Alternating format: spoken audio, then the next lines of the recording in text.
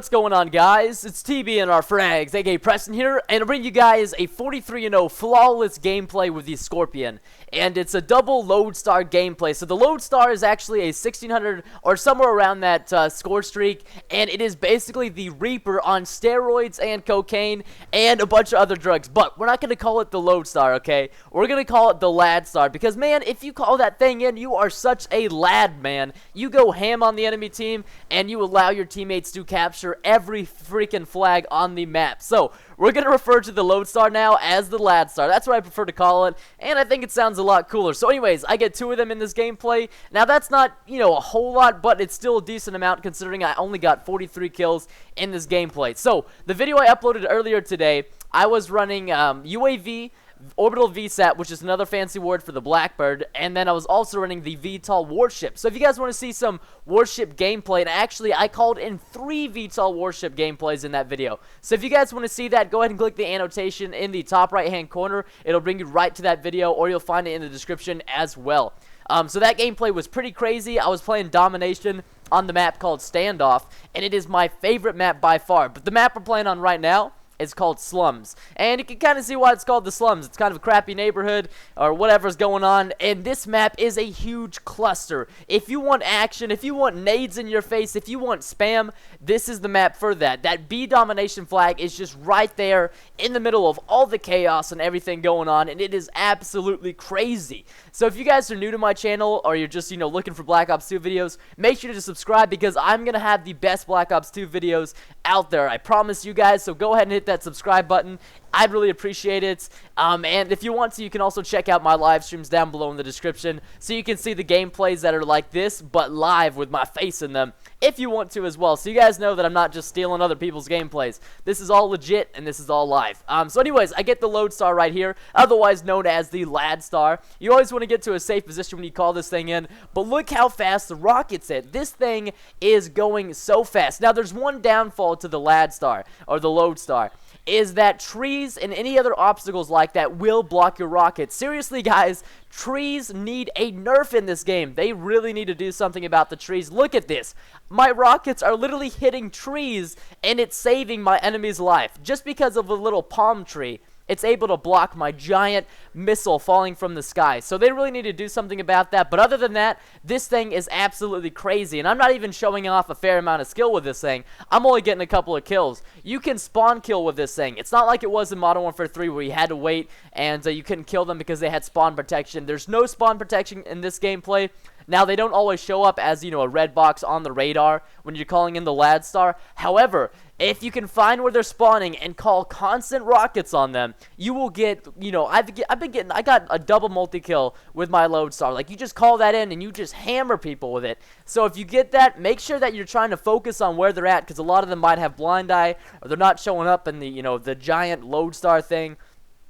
So that's a really good thing to do. So make sure you guys pay attention to that when you call that in. And the reason why I'm running UAV and EMP is kind of to help my team out, because the team I was running with, we were all running something to kind of help each other out. UAVs, counter UAVs, EMPs, orbital VSAT, stuff like that. And also, it's the fastest way to rank up in Black Ops 2 is running supportive like kill streaks. And I know in Modern Warfare 3 there were actual support kill streaks, but I'm just going to refer to them kind of as support kill streaks, because that's what they are. UAVs, counter UAVs, EMPs, orbital VSAT, all that stuff right there helps your teammate and helps your teammates out, but it also helps you out. So they're also great score streaks to run, and they're pretty easy to get. UAVs in this game, though, if you're just going for kills, it takes a lot more kills in this gameplay, or in this game, than it did in any other Call of Duty. I mean, back in COD 4, it was like 3 kills and bam, you had a UAV. But in this game, it takes a lot more. So make sure that you guys are capping flags, playing the objective and stuff like that. Otherwise, getting your score streaks is going to be really hard. But using UAVs, counter UAVs, and stuff like that is going to help you get your score streaks